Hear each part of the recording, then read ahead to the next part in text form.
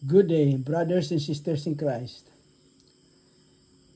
Nandito naman po tayo para magbasa po ng mga salita ng Diyos dito sa Biblia.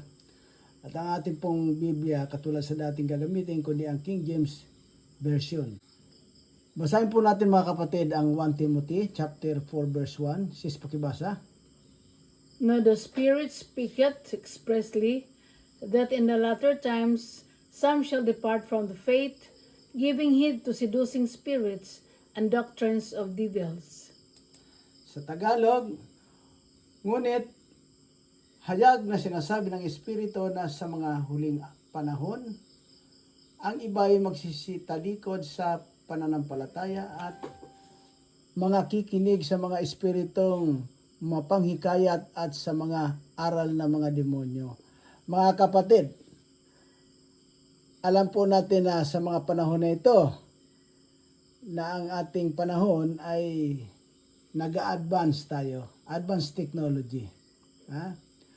At hindi po sana masama kung ito ay ina-adapt din natin yung pagkamoderno ng mundo. Kaya lang, ang reality po, pag ganito po ang ating nararanasan sa mundo, lumalayo po tayo sa Creator. At ang attention po natin napupunta sa mga technology. Sabi po niya rito, ngunit hayag na sinasabi ng Espiritu na sa mga huling panahon, ang iba ay magsisitalikod sa pananampalataya. Tingnan mo po natin. Magsisitalikod sa tunay na turo ng Biblia. Parang bibira lang po sa atin siguro ang nagbabasa ng Biblia. At ang karamihan po ng mga kongregasyon o ang tinatawag nila mga religious o religion, hindi po minamandato sa mga member na magdala dapat sana magdala ng Biblia. Para ibig sabihin, matuto tayo magbasa at sinasabi po sa ibang passage na Biblia na di po tayo dapat kampante o nagtitiwala sa mga sinasabi ni pare o ni pastor. Ito po, sabi na Biblia, dapat po mayroon po tayong Biblia para isasangguni po natin ang mga sinabi niya o ang binasa niyang mga chapter o mga verses sa Biblia para isangguni po ron natin, alamin natin kung ang sinasabi nila ay totoo o mali. Para sabi po, hindi puro tayo maloko. Next po. Speaking lies and hypocrisy, having their conscience seared with a hot iron.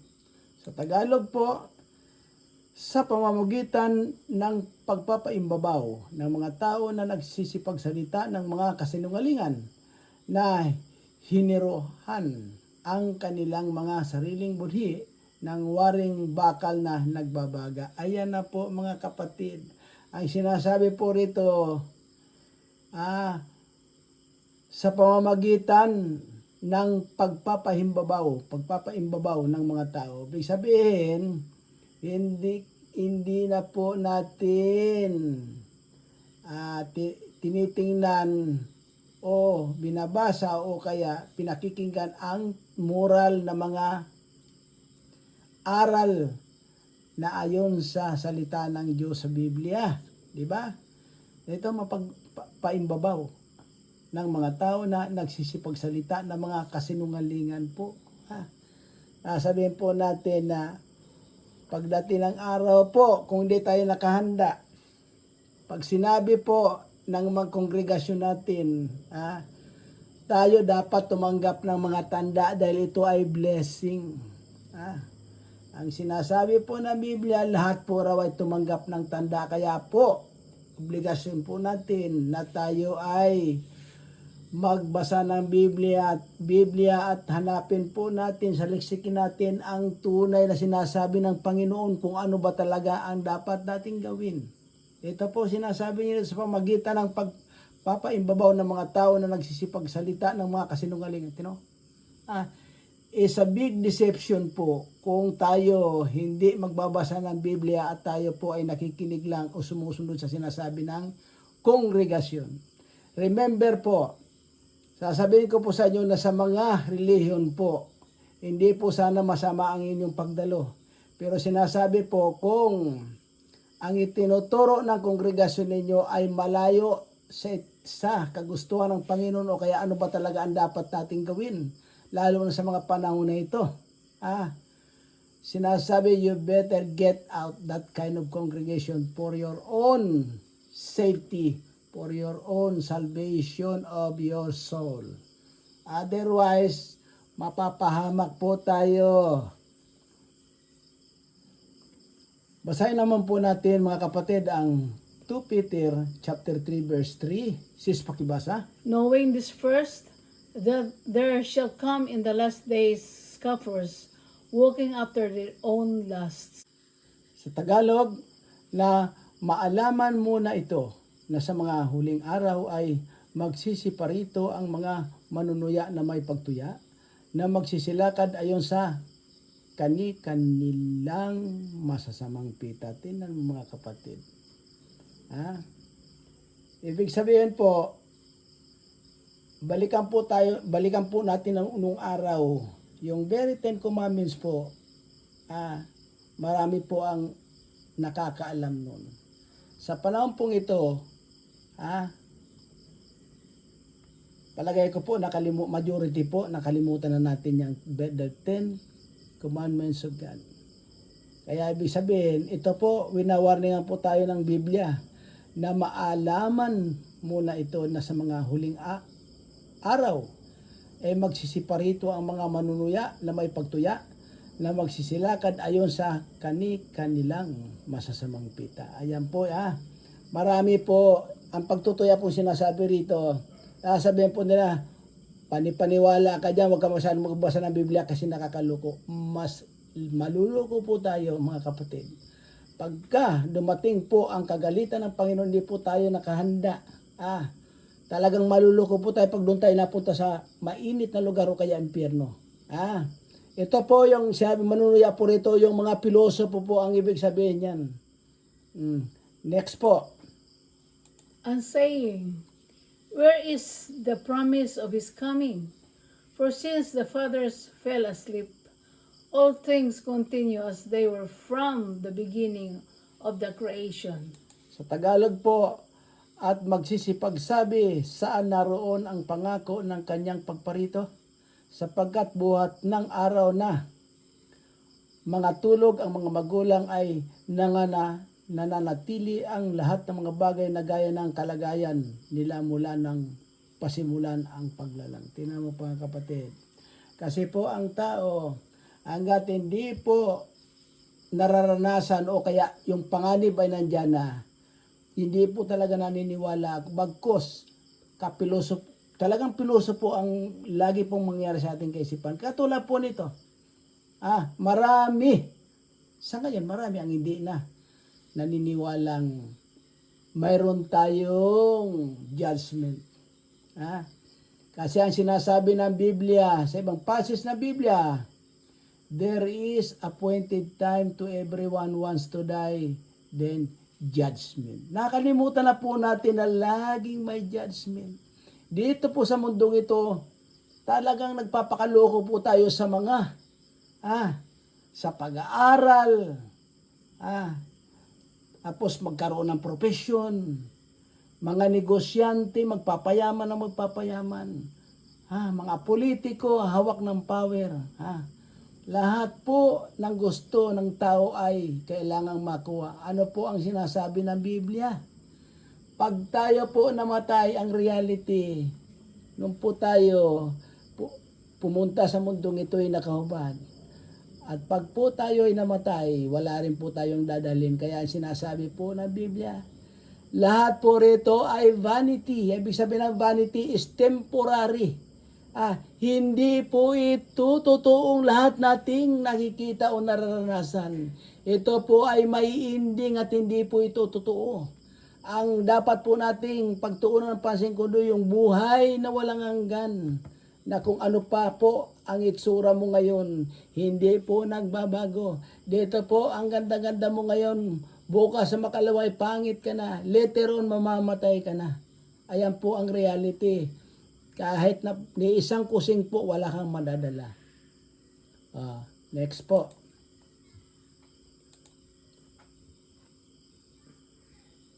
For this they willingly are ignorant of, that by the word of God the heavens were of old, and the earth standing out of the water and in the water. Ayan po sa Tagalog, sapagkat sadyang nilimot nila na mayroong sangkalangitan mula ng unang panahon at isang lupang inanyuan sa tubig at sa gitna ng tubig sa pamamagitan ng salita ng Diyos. So, lahat po ito hindi sabihin natin na taon lang o coincidence. Na ito ay nagkaroon ng anyo na ganito. Mayroon pong naglalang nito. Kundi ang Creator po. Kaya, ibig sabihin po, dapat hindi po tayo mapagmalaki sa sarili natin na mayroon po talagang hangganan ang ating mga buhay dito sa mundo. Later on po, tayo ay huhusgahan. Sinasabi po ng Biblia, under the sun, when you die under the sun, i-account po yung mga ginawa ng katawan mo. Kung ano mga ginawa mo rito, maging mabuti o masama, i-account po sa atin in the day of judgment. Next po. Whereby the world that then was being overflowed with water perished. Sa Tagalog po, nasa pamamagitan din ito, ang sanglibutan noon na inapawa ng tubig ay napahamak. Tingnan po natin, ito po yung before flood during the time of Noah. Ayan po yan. Kasi, yun po sa Biblia, nung mga panahon pong yun, nagmodern na rin po ang mundo. Ayan po yan. Nang dahil po sa mga sobrang natatanggap ng mga taong blessing, naging mga rebuild na po sila sa Creator. Ang pagkakaiba lang po ng mga panahon na yon, nandun po yung mga malalaking, yung mga Nephilim, o kaya yung mga malalaking mga tao, diba? At kung sino yung malaki, siyang siga. Talagang matindi ng mga panahon na yon. Pero sinasabi po ng Biblia na sa end time prophecy, prior sa pagdating ng Panginoon, yan po mga tao na yan, babalik po yun. Kaya sinasabi po ng Biblia, ano po raw ang darat nga ng Panginoong Hesus. Bakit sinasabi po ng Panginoong Hesus? Sa Biblia, kasintulad ng before flood and Sodom Gomorrah. Ganyan po ang gravity ng mga taong darating sa pagkakasala. Daratnan niya po ang mga tao sa ganyang klase po. Next po. But the heavens and the earth, which are now by the same word, are kept in store, reserved unto fire against the day of judgment and perdition of ungodly men. Sa Tagalog po, ngunit ang sangkalangitan ngayon at ang lupa sa pamamagitan ng gayon ding salita ay iniingatang talaga sa apoy na tinataan sa araw ng paghuhukom at paglipol sa mga taong masama. Ito naman pala mga kapatid. Kaya ito pala, ngunit ang sangkalangitan ngayon, ito po yung sinasabing ating mundo at ang lupa sa pamamagitan ng gayon ding salita ay iniingatang talaga sa apoy. Okay. Naka-reserve po pala talaga sa apoy na itinataan sa araw ng paghukom at ng paglipol sa mga taong masama. Kaya ito, nakasabi po rito na in the day, sa ibang passage na Biblia sinasabi, in the day of the Lord, sabi ng Panginoon, I will burn all, including men. Kaya po, susunugin niya talaga. Hindi po, kaya yung pong mga iniisip natin, akala natin, wala nang paghuhukom, mayroon po. Ito po sana kung tayo ay bumalik sa Kanya, lahat tayo hihingi ng tawad at magbabago. Ang nakaamba po ng mga panganib sa atin, pwede pong baguhin ng Panginoon. Pero sa palagay ba ninyo, sino ang hihingi? Lahat ba ng tao ay hihingi ng tawad sa Panginoon at magbabago? Malabo po. Dahil ang kinalulukuhan po natin sa araw-araw ay yung technology. Alam po yun, ito pong YouTube, Facebook, lalo po yung Facebook, galit na galit ang Panginoon dyan dahil wala na pong restriction yan. Kaya mismo yung mga bata, nakakain po dyan. Nakikita na po yung mismong katawan ng babae na kaubad, babae at lalaki po. At saka po yung mga X-rated, nandyan na po ngayon dyan. Kaya makita po gaano na po ang kasalanan natin at yung pong mabubuntis ayon sa Biblia, pabata ng pabata po yun. Dahil sa mga technology nito. Ano po yon? Cellphone. Baliw na baliw po tayo sa cellphone. Sumakay po kayo dyan. Matanda, bata, katamtaman ng edad. Hindi po pwedeng wala siyang cellphone lagi po yan. Pagdating po sa bahay, telenovela, pelikula, lahat po yan kasinungalingan. Wala pong totoo dyan. Bagkos po, na-influensya tayo sa mga mali, yan po ay ginagawa nating idolo at ginagawa po natin sa tunay na buhay. Pag hindi po tayo nagbago, hindi po natin inanap ang Panginoon sa panahon na ito, abang mayroon pa tayong panahon, pupunta po tayo sa impyerno talaga. Yan po talaga ang totoo dyan. Next po. But beloved, be not ignorant of this one thing, that one day is with the Lord as 1,000 years, and 1,000 years as one day. Ito po, datapwat huwag ninyong kalimutan, mga minamahal, ang isang bagay na ito, na ang isang araw sa Panginoon ay katulad ng 1,000 taon, at ang 1,000 taon ay katulad ng isang araw. Nakita po natin mga kapatid, na akala natin 1,000 taon sa atin napakatagal na. Ayon pala sa Panginoon, isang araw lang para sa Kanya yon. Kaya po sinasabi natin kanina, yung darating po yung maraming magbablaspheme sa Panginoon, sana ba yung Kanya mga pangako, narinig ko na yung mga salita niya sa mga lolo ko, ngayon yung mga lolo ko namatay na pero wala pa rin. Marami pong ganyan. Dapat po, hindi po yung hamunin natin yung Panginoon dahil sinasabi, long suffering po ang Panginoon ba? Mapanginuhod po siya. Marami pong konsiderasyon na binibigay sa atin dito sa mundo na tayo po ay bumalik sa Kanya at malaman natin ang ating mga kasalanan at tumingi tayo ng tawad. Yan po ang purpose kung bakit po tinatagal-tagalan niya papanaw dahil po pag siya po bumalik ay talagang judgment. Wala na pong konsiderasyon yun. Puntahan po natin ang Joel chapter 2 verse 10. Pakibasa, sis. The earth shall quake before them, the heavens shall tremble, the sun and the moon shall be dark, and the stars shall withdraw their shining. Ang lupa ay nayayanig sa harap nila, ang langit ay nanginginig, ang araw at ang buwan ay nagdidilim, at itinitigil ng mga bituin ng kanilang kislap. Tingnan mo mga kapatid, ibig sabihin po itong sinasabi dito po kay Prophet Joel chapter 2 verse 10, sinasabi niya po rito, ito po yung in the day of the Lord. Ito po yung mga sinasabing mga signs. Kaya sinasabi ng ibang passage ng Biblia, sinasabi kung kailan raw darating ang Panginoon, sinasabi ng Panginoon, look for the signs. Ito po ay sinyalis, mga sinyalis po, sinasabi nito, ang lupa ay nayayanig. Ito po yung pagdating ng Panginoon, ito po yung mangyayari sa harap nila.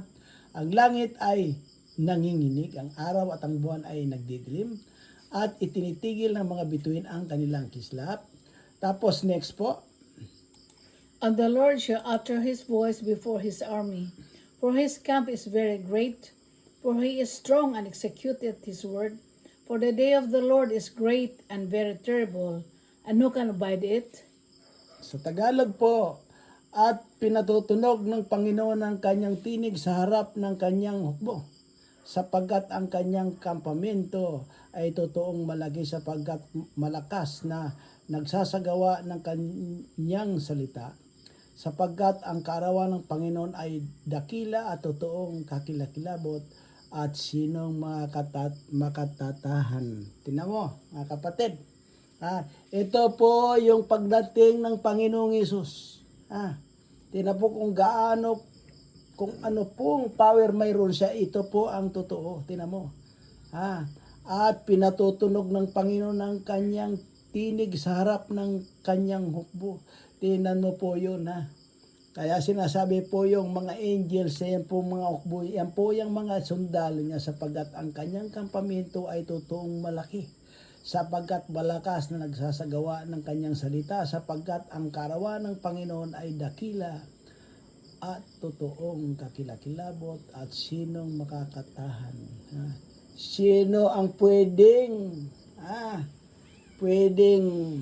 sumuway o lumaban sa Creator? Tingnan mo yan, para malaman po natin ang sinasabi, sino ba yung Panginoon dito na darating, kundi ang Panginoong Hesukristo. Huwag po natin kakalimutan na sa ibang pasaje sa Biblia sinasabi po, my Father and I is one. Kaya po yan, hindi po tayo dapat masyadong mag-isip. Ito po yung the day of the Lord. Tingnan mo po yan. Basahin po naman natin ang Matthew chapter 24 verse 9. Sis, pakibasa. Then shall they deliver you up to be afflicted, and shall kill you, and ye shall be hated all nations for my name's sake. Tagalog po, kung magkagayoy, ibibigay kayo sa kapigatian at kayo'y papatayin at kayo'y kapupuutan ng lahat ng mga bansa dahil sa aking pangalan. Mga kapatid, sino po ang nagsasalita rito kundi po ang Panginoong Hesus sa kanyang mga disciples. Sinasabi po rito ni Matthew, kung magkagayoy ibibigay kayo, sabi ng Panginoon, sa kapigatian, at kayo'y papatayan, kayo'y kapupuutan ng lahat ng mga bansa dahil sa aking pangalan. Ito po ayon sa Biblia, mangyayari po ito, the end time prophecy. Ito po yun. Ibig mong sabihin nito, pag nagkaroon po tayo ng isang mundong relihiyon, at isang mundong gobyerno, at sino po ang mamamahala dyan? Yung false Christ pong darating. At yung po talaga, buburahin po talaga niya at ipapasunod sa mga tao ang tunay na Panginoong Hesus. Buburahin niya talaga, ang sabi niya, siya na raw yun. Kaya po, sinasabi rito, yun po, sino po ang tinutukoy ko? Di po yung mga remnant, yung mga hindi naniniwala dyan sa false Christ na yan, yung hindi ganong nagpapasaklaw sa pagkamoderno ng mundo. Kundi po ang pinaka-importante sa mga remnant, yung mga believers po ng Panginoong Hesus na tunay, yung sila po yung mga hindi basta naniniwala outside the Word of God. Pinaniwalaan po nila yung salita ng Panginoon dito sa Biblia. Ang sinasabi po rito na dahil sa pangalan ng Panginoon, ang mga remnant o mga believers ng Panginoon ay kapupuutan ng buong bansa. Sinasabi niya rito. Then, next po. And then shall many be offended, and shall betray one another, and shall hate one another. At kung magkagayoy, maraming mga titisod at mga kakaanuluhan ang isa't isa at mga kakapuutan ang isa't isa. Ito po mga kapatid, pag dumating po yung panahon na yan, during the reign of false Christ, mismo po yung pamilya mo, asawa mo, I'm talking about the reality po. Mga anak mo, mga apo mo, kaaway ka na po. Kasi sasabihin nila, panipaniwala kasi kayo dyan sa Biblia. Dapat po, ito na ang ating tanggapin o kilalanin kasi ito ang reality. Ayan po, ayan, kaya isabi no, at kung magkagayoy, bukod sa, medyo kinaiinisan ka na ng mundo dahil sa ayaw mong ipagkanulang Panginoon Diyos. din ito nga mismo yung mga kaibigan o pamilya mo, ito na nga. At kung magkakaroon maraming mga titisod, magkakamali po at magkakanuluhan ang isa't isa at magkakaputan ang isa't isa. Pero sabi po nito, is a big chaos between sa loob ng bansa na yan, sa loob ng lugar na yan, sa loob ng pamilya. Ito po yun Kasi without Jesus Christ po, in your family o sa buhay mo rin, ay wala pong katiwasayan. Lagi pong magulo. Yan po ang reality dyan. Okay po, next. Next po. And many false prophets shall rise and shall deceive many. Ito na po yan. At magsisibangon ang maraming bulang propeta at kanilang ililigaw ang marami. Ano po sa palagay ninyo sa panahon nilong lumitaw po yung relihiyon? Lumitaw po ang relihiyon. Marami pong nagpanggap na sila ang mga propeta. Ibig sabihin, ang propeta kasi rito, yung mga salita nila, kasi ito ang reality po. Yung Biblia kasi, lahat ng congregation, religion, yung Holy Bible, nagkaroon ng mga revision. Marami po yung tinanggal, maraming dinagdag. Ano po ang sinasabi ng Biblia? Ang sino mang, sabi ng Biblia, sabi ng Panginoon, ang sino mang magdagdag, magbawa sa mga salita ko ay parurusahan ko po. Parurusahan niya raw, kaya mahirap po yan, mahirap. Ito na po yun. Marami, sila na po yung mga bulang propeta. Ibig sabihin, kasi sinasabi ng Biblia, kung ang daladala nila ang Biblia o mga salitang daladala nila ay hindi naayon sa Panginoong Hesus, sa tunay na Biblia. Ano po yung tunay na Biblia? Ang King James Version po yun. Ayun po ang tunay na Biblia. Next po. And because iniquity shall abound, the love of many shall wax cold. Sa Tagalog, at dahil sa pagsagana ng katampalasan, ang pag-ibig ng marami ay lalamig. Ano po itong mga katampalasan? Ito po yung pagkamoderno ng mundo. Yung technology po, ito po yung sinasabi niya. Nang dahil sa paglago ng ekonomiya, ng technology, kung ano-ano pong mga kalilibangan na dyan po yung mga movies, telenovela, sports, YouTube, Facebook. Ito po yung mga katampalasan po ito. Ang tawag po dyan. Okay lang po sana kung sa araw-araw man lang tayo ay nagdarasal at nagsisisi. Pero po, ano bang influence, ano bang makukuha natin dyan? Dapat sinasabi ng Biblia, dapat po nating ma-distinguish ko yung huli sa huli. Katulad ng mga papanurin. Lalo po yung mga panurin sa TV. Lalo yung mga wala pong karamihan po dyan. Hindi po huli ang lumalabas sa mga bibig nila. Pati po tayo ma-influensya at magkakasala lang. Kaya maganda po yan. Dapat alam po natin, saka kung ikaw po talaga nasa Panginoon, dapat po hindi ka na masyadong nagpapatol sa mga ganyan na walang paruroonan kundi kapahamakan. Next po.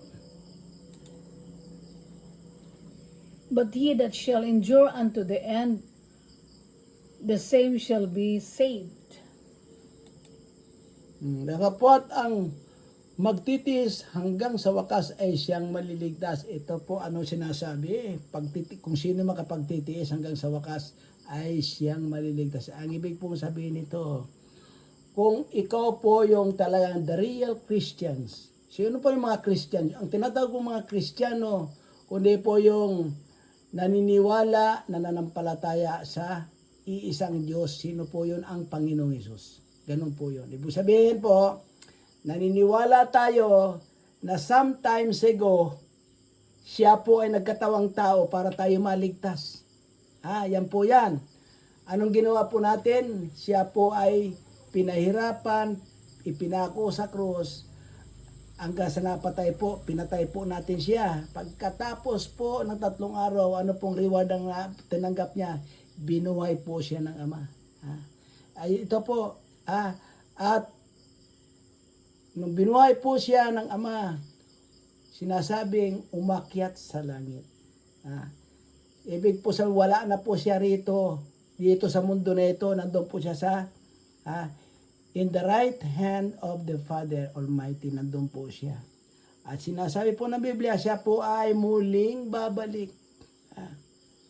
Kaya lang po sinasabi ng Biblia, sa kanya pong second coming, kung nung araw po siya pumunta rito na maamo at humble sa pagbabalik po niya, hindi po na ganyan, kundi talaga po siya ay mabangis po para tayo parusahan po. Ayan po ang sinasabi ng Biblia. Okay po, next. And this gospel of the kingdom shall be preached in all the world for a witness unto all nations, and then shall the end come. Ito po, at ipangangaral ang ebanghilyong ito ng kaharian sa buong sanglibutan sa pagpapatotoo sa lahat ng mga bansa, at kung magkagayoy darating ang wakas. Ito na po yan, Kaya po sabihin, marami po sa atin yung nakalagay na po sa atin, mga mindset po natin. Yung panahon po nung sabihin, yung bulalak, tawag rito, yung rainbow. Ay sabihin, wala nang distraction mangyayari pang gagawin ng Creator. Mali po. Yun po ay, yun sana ang target ng Panginoon kung tayo ay babalik sa Kanya at gagawa tayo ng mabuti, ng ayon sa Kanya, susunod tayo sa mga gusto niya, din hindi niya po itutuluyan. Pero kung ganito po ang mundo natin, ang kasamaan po natin sa mundo, grabe. Kasi po, sinasabi ng Biblia, nandito po yung kalaban ng Panginoon, si Satanas, si Lucifer po nandito. Siya po yung the fallen angels. Si Lucifer po, hindi po siya ordinaryong anghel. Siya po ay cherub o kaya kirubin. Siya po ay makapangyarihan. Kaya ibig sabihin po, lahat nating nakikita po rito, lahat ng nararanasan dito, it might be po ito majority. Dito po kay Lucifer yan. Diba? Ibig sabihin, lahat pong ipinamumud sa atin, itong pera, kapangyarihan, sasakyan, lahat yan. Asawa, mga anak, kung ano po, lahat po yan ay vanity. Hindi po yan totoo, kasi later on po tayo mamamatay. Kaya lang po, ang sinasabi ng Biblia, hindi po pag tayo namatay, malaki pong consequences ang mangyayari sa atin base sa ating ginawa sa mundong ito. Kasi po tayo ay uhusgahan. Isang kisap mata lang po pagka umangat na po yung kaluluwa natin sa ating katawan na ito. Dalawa pong destination lang yan. Good and bad environment po. Ano po yung good? Yan po ay paradise. Ano po yung bad environment? Hell o kaya impyerno. Ayan po yan. Yan po ang katotohanan dyan. Wala pong purgatorio. 2,000 life po yun. Walang nakalagay sa Biblia ang purgatorio. Dalawa lang po yan. Kaya mag-isip-isip po tayo. Mag-isip-isip po tayo mga kapatid. Punta naman po natin ang Matthew chapter 25 verse 31. Sis, pakibasa. When the Son of Man shall come in his glory, and all the holy angels with him, then shall he sit upon the throne of his glory. Sa Tagalog po, tatapo at pagparito ng anak ng tao na nasa kanyang kalulatian, nakasama niya ang lahat ng mga angels, kung magkagayoy, luluklok siya sa luklukan ng kanyang kaluwalhatian. Sino po itong anak ng tao po? Sino po yung Diyos na nagkatawang tao na katulad natin, kundi po ang Panginoong Hesus po? Ay ang sinasabi rito. Datapwat pagparito ng anak ng tao na nasa kanyang kalwalhatian. Kalwalhatian, full of power and glory po yan. Nakasama niya ang lahat ng mga anghel. Kung magkagayoy, luluklok siya sa luklukan ng kanyang kalwalhatian. Ayan po yan. Kaya po sa second coming niya, ayan po yan ha. Ito po ang mga mangyayari. Susunod po, basahin pa natin. Next po. And before him shall be gathered all nations, and he shall separate one from another, as a shepherd divided his sheep from the goats. At titipunin sa harap niya ang lahat ng mga bansa at sila'y pagbubukod-bukodin niya sa nagaya ng pagbubukod-bukod ng pastor sa mga tupa at sa mga kambing. Ito po mga kapatid, yung pala, pagdating niya rito, ito po yung sinasabing, in the day of judgment po, ito, sinasabi niya rito, pagbubukod-bukodin niya na, yung mabuti sa kamasama po. Ayan po yan. Kaya sinasabi po, kaya po, ito po ay totoong mangyari po. Kaya tayo dapat mag-isip-isip po na ang nakalagay dito ay babala sa atin na mayroon talaga tayong nakaabang, nakaparusahan. Ayan po ang ibig sabihin nito. Next po. And he shall set the sheep on his right hand, but the goats on the left. Sa Tagalog, at ilalagay niya ang mga tupa sa kanyang kanan, tatapot sa kaliwa ang mga kambing. Ito po yung separation between good and bad people. Kaya na po sabihin yung mga naniniwala sa kanya at sumusunod sa kanya, nasa kanan. Yung mga pilosopo ayaw maniwala, ayan po yan.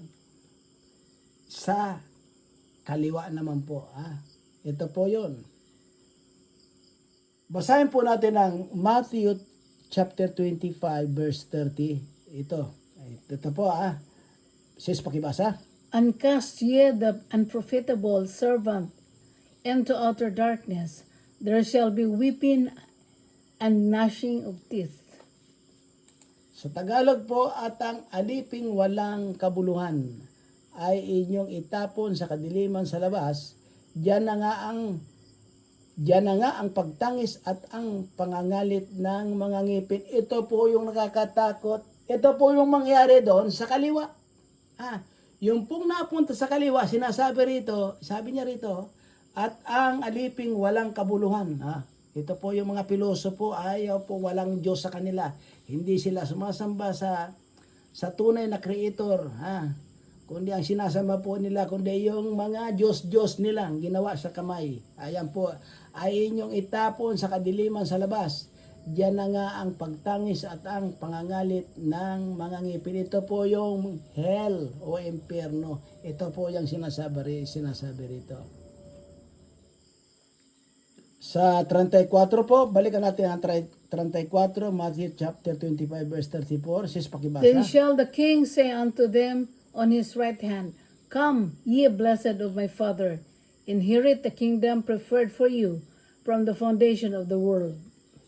Sa Tagalog, kung magkagayoy sasabihin ng hari na nangasa kanyang kanan, magsiparito kayo mga pinagpala ng aking ama. Manahin ninyo ang kahariang nakahanda sa inyo buhat ng itatag ang sanglibutan. Ito po mga kapatid ang reality. Ito po pala yung mga pinalad sa kanan. Yung mga napunta po sa kanan. Diba? Sabi po ng Panginoong Jesus dito, kung magkagayoy sasabihin ng hari, who is the hari? Ang Panginoong Jesus. Na nanga sa kanyang kanan, magsiparito kayo, mga pinagpala ng aking ama, manahin ninyo ang karyang nakahanda sa inyo buhat ng itatag ang sanglibutan. Tingnan po natin yan mga kapatid, tingnan po ninyo. Ibig po sabihin, yung pag tayo po ay namuhay ng ayon sa Kanya, ano po yung pamumuhay na gagawin natin, kundi yung pagsunod. Ang problema po natin, ayaw po natin sumunod. Ayan po, yung sinasabing, the very Ten Commandments of God. Sasabihin po dito sa panahon natin, hindi na raw po tayo, sa panahon ng Panginoong Hesus sa New Testament, hindi na po raw tayo sakop no gano'n. Tingnan mo po yung mga aral ng Biblia.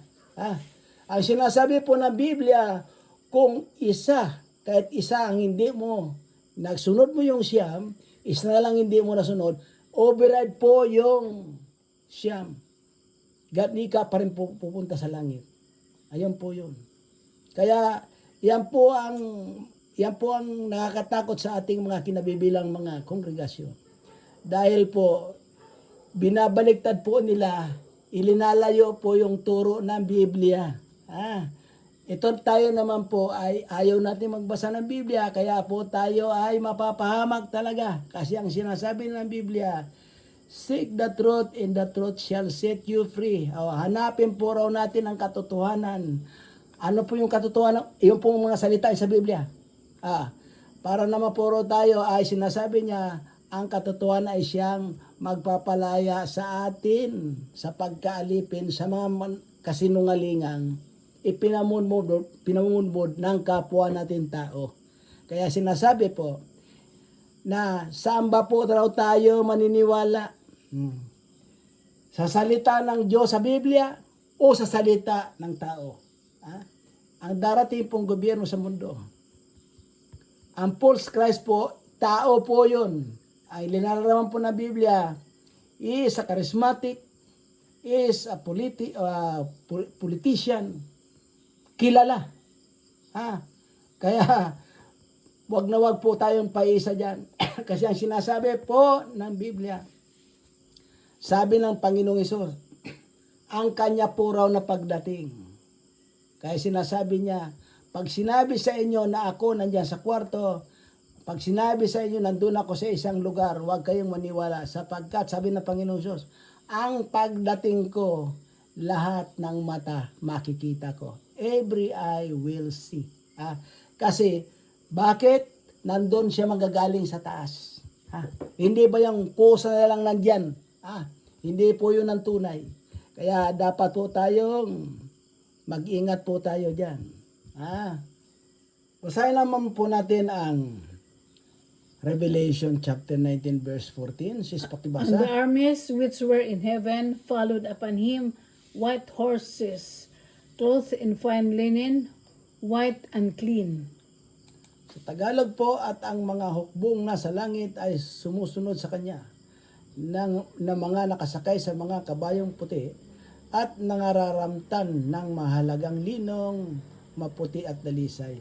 Sino po ang sinasabing hukbong nasa langit? Kundi po, ito po yung pagdating ng Panginoong Hesus, kasama niya po yung billions. Kasi sinasabi rito hukbong nasa langit, ibig sabihin, lahat ng mga angels sa kalangitan kasama niya. Na nakasakay sa mga kabayong puti at nangararamtan ng mahalagang lino, maputi at dalisay. Kasi po, sa ibang passage ng Biblia, ang tao po yung sinasabing sa Ezekiel chapter 38, 7:38, yung Gog and Magog war. Ito po yung sinasabing the final battle between man and the Creator. Lalaban po ang mga tao sa Panginoon. Ayan po yan. Kaya po yung sinasabi, nasabi ko na po sa sinod ng pang video nito, na ang pong giyera, ang nuclear po, magkatotoo po yung kasi papuputukin po ng mga bansa yan. Pag nagsanib po, sana po ang mga bansa under sa pamamahala ni False Christ, yun po. Lalaban po sila sa mga angels sa Panginoong Hesus. Pero nakalimutan po nila na yan po, yung mga angels na galing po sa taas at ang Panginoong Hesus, wala pong kamatayan yan mga yan. Ayan po yan. Kaya sinasabi sa ibang passage ng Biblia, unang salpukan pa po, 1/3 po ng mundo patay. Ayan po yan. Kaya Ito po ang katotohanan sinasabing yan pong revelation, ibinigay po ng Panginoong Hesus yang kidyan. Ito po yung sinasabing kung ano ang mangyayari sa atin in the last days. Kaya ito po yun. Next. And out of his mouth goeth a sharp sword, and with it he should smite the nations, and he shall rule with them with a rod of iron, and he treadeth the winepress of the fierceness and wrath of Almighty God. Sa Tagalog, at sa kanyang bibig ay lumalabas ang isang tabat na matalas upang sa pamagitan nito is sugatan niya ang mga bansa at kanyang paghaharian ng tungkod na bakal at niyuyurakan niya ang pisaan ng ubas ng kabangisan ng kagalitan ng Diyos na makapangyarihan sa lahat. Ito po yun mga kapatid. Ang sinasabi po rito, yung double blade po na umaapoy lalabas po sa mga bibig ng mga angels pati sa Panginoong Hesus. Yan po. Yan po ang sinasabi rito, tiyak na susugatan niya ang mga bansa. Mga bansa po na nag-unite po under the management po ng false Christ na yan. Kasi isang gobyerno na nga lang. Ayan po. Ayan po. At lalaban po talaga ang puwersa ng tao sa Creator. Ayan po yan. Next po. And he hath on his vesture and on his right name written, King of Kings and Lord of Lords. Sa Tagalog, at siya ay mayroong isang pangalang nakasulat. Sino po yung at siya ay? Ang Panginoong Hesus po ito. Nasa kanyang damit at sa kanyang hita. Hari ng mga hari at Panginoon ng mga Panginoon. Tingnan mo yun. Siya po ito. Ang Panginoong Hesus po ito. Kaya sabi na, hari ng mga hari at Panginoon ng mga Panginoon. Ayan po yan. Tapos po, next. And I saw an angel standing in the sun, and he cried with a loud voice, saying to all the fowls that fly in the midst of heaven, Come and gather yourselves together unto the supper of a great God. Sa Tagalog, at nakita kong nakatayo ang isang anghel sa araw na siya sumisigaw ng malakas na tinig na nagsasabi sa lahat ng mga ibong lumilipad sa gitna ng ipapawid. Hali kayo at mga katipon sa dakilang hapunan ng Diyos. Ito po yun. Sinasabi po rito, sa dami ng papatay ng Panginoon, kaya inibitan niya lahat ng mga ibon sa ipapawid. Tinan mo, basahin ko ulit. At nakita kong nakatayo ang isang anghel sa araw na siya sumisigaw ng malakas na tinig na nagsasabi sa lahat ng mga ibong lumilipad sa gitna ng ipapawid, hali kayo at mga katipon at dakilang hapunan ng Sa dakilang hapunan ng Diyos. Tinan po yan. Next po. That ye may eat the flesh of the kings, and the flesh of captains, and the flesh of mighty men, and the flesh of horses, and of them that sit on them, and the flesh of all men, both free and bond, both small and great. Sa Tagalog, upang kayo'y, sabi niya doon sa mga ibon, upang kayo'y makakain ng laman ng mga hari, at ng laman ng mga pangulong kapitan, at ng laman ng mga taong makapangyarihan, at ng laman ng mga kabayo, at ng mga nakasakay dito, at ng laman ng lahat ng mga taong laya at mga alipin man, at maliliit at malalaki. Tingnan mo po natin ito. Tingnan po natin sa binasa po natin yan. Imagine na po natin na lahat, kahit po anong kasarian mo, maging umahawak ka man ng kapangyarihan, maging king ka man, maging mayaman ka, pobre, may aral ka sa wala, papatayin talaga ng Panginoon. Mamamatay talaga yung mga ganun dito. Kaya inibita niya lahat ng mga ibon. Ito po yung mga kagalitan ng Panginoon po. Kaya po, kung iniisip po natin na walang distraction po, Sa palagay ba ninyo sa ating ginagawa ngayon, walang distraction? Over na po ang kasalanan natin. Dahil dito sa mga pagmoderno ng mundo, nakakalimutan na po natin humingi ng tawad sa Creator. Lahat po ng ginagawa natin, akala natin okay lang. Hindi po okay. At sa ang Panginoon po, sa ibang pasahe sa Biblia, hindi po tumitingin ang Panginoon sa bukal ng bibig. Kundi tumitingin po ang Panginoon, be sure po na yung bukang bibig natin, synchronize po sa puso natin pag tayo po ay nanalangin. Kaya lang dapat po tayo manalangin sa tunay na Diyos lang. Wala po sa mga images na yan, dahil mapapahamak po tayo dyan. Basahin naman po natin ang 1 John chapter 5 verse 13. Sis, pakibasa.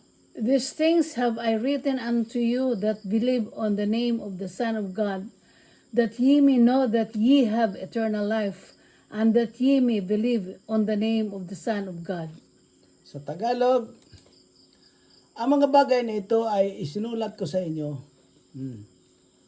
upang inyong maalaman na kayo'y mayroong buhay na walang hanggan, sa makatuwid ay sa inyong nananampalataya sa pangalan ng anak ng Diyos. Ito po yung promises niya po, sinasabi niya rito.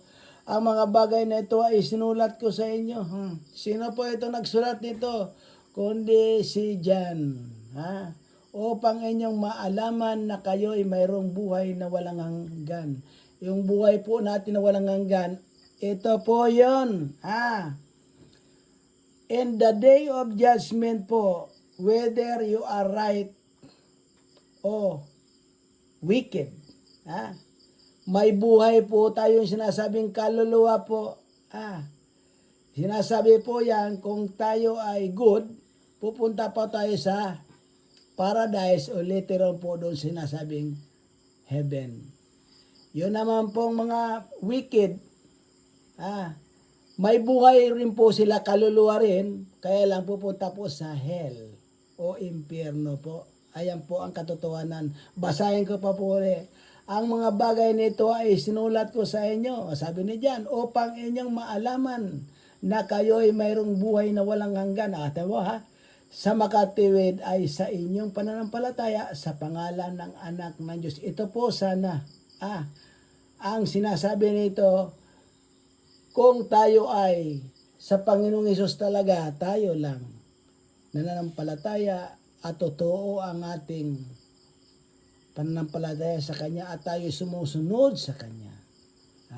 Yung pong buhay na walang hanggan na maganda po ang ating kapupuntahan, kalagayan. Pero naman po, pag minalas-malas po tayo at tayo napunta sa impyerno, may buhay din po yun. Kaya lang, habang buhay pong pasakit doon. Next po. And this is the confidence that we have in Him, that if we ask anything according to His will, He heareth us.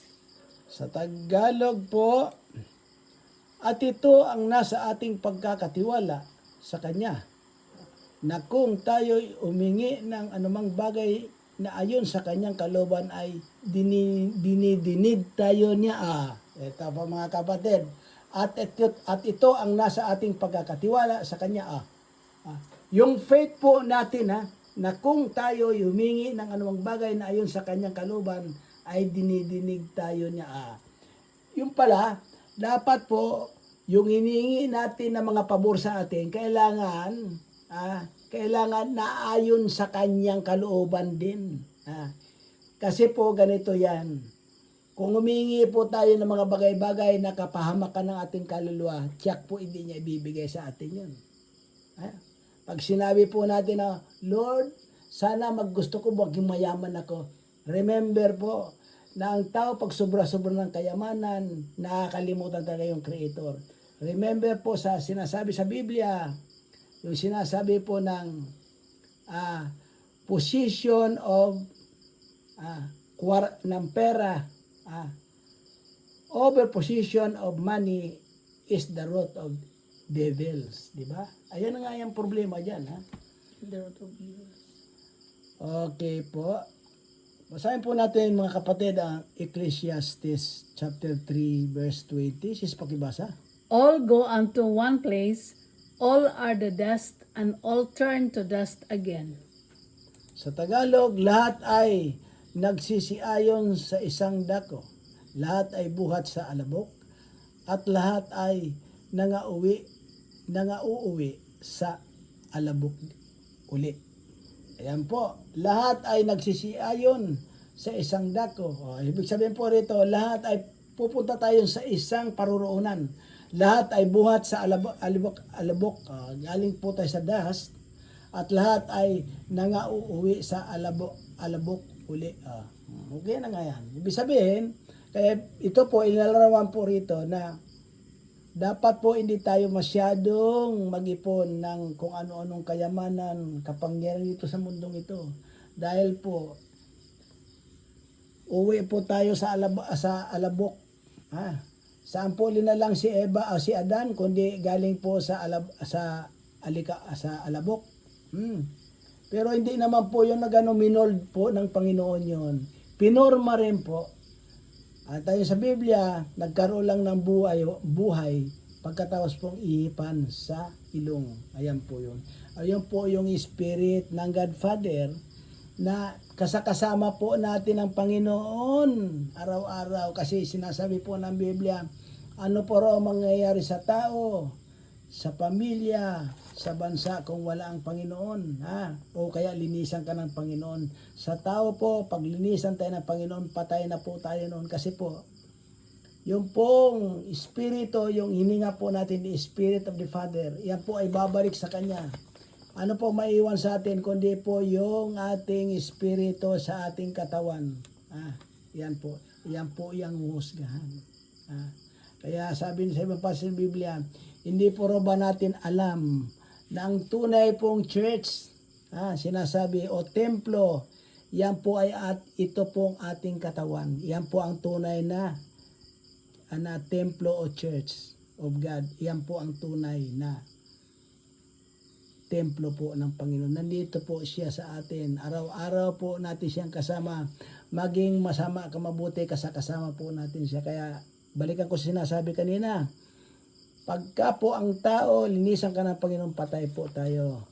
Pagka ang pamilya po, wala ang Panginoon, Isus po dyan, ihiwalayan po. Pag ang bansa po, wala ang Panginoong Isus, giyera po yan. Marami pong salamat sa mga nakinig po, sa mga ating mga nabasa. Salamat sa inyong pakikinig. At sana po magbasa rin po kayo ng Biblia. At isang guni rin po niyo o mismong personal po ninyong basahin ito sa Biblia. Para naman po inyong malaman na ang ating pong mga napag-usapan o nabasa sa araw na ito ay totoo po, na ayon po sa Biblia. At ulitin ko po, ang Biblia po ay, yan po ay totoong nanggaling po ang mga salita sa Diyos po. Yung pong mga nagsulat, una po ay mga propeta at mga disciples. Pero hindi po nila ito masusulat kung sa kanilang kaisipan lang. Ito po ay nasulat po sa hiwaga po na ibinigay through Holy Spirit ng Creator o ang Panginoong Hesus po sa atin. Kaya po ay nasulat. Ganun lang po tayo kamahal ng Panginoon na yun po, nagbigay po siya ng mga salita ng ating pong sundan para hindi po tayo mapahamak. Ayan po yan. Pero po kung hindi po tayo naniniwala at tayo po ay magiging pilosopo, kung ano po ang sinasabi ng Biblia, kung ano po ang ating itinanim, siya rin po nating aanihin. Kaya mahirap po yun. Ang buhay po natin dito sa mundo, hindi po nagtatapos na pag tayo namatay, finish na. Hindi po yun. Kundi po itong buhay natin, hindi po nagtatapos sa ganito. Ito po ay pauna pa lang po yun. Ang buhay talaga natin na doon tayo habang buhay, kundi yung pong buhay na walang hanggan. Maging mabuti po ang ating ginawa o kaya masama, mayroon po tayong kapupuntahan. Kaya lang po, masama lang po ron, wala ka na pong kapasidad para umatras. Kung mapunta po tayo sa impyerno, wala ka na pong kapasidad para umatras pa. Wala na pong kalakas-lakas.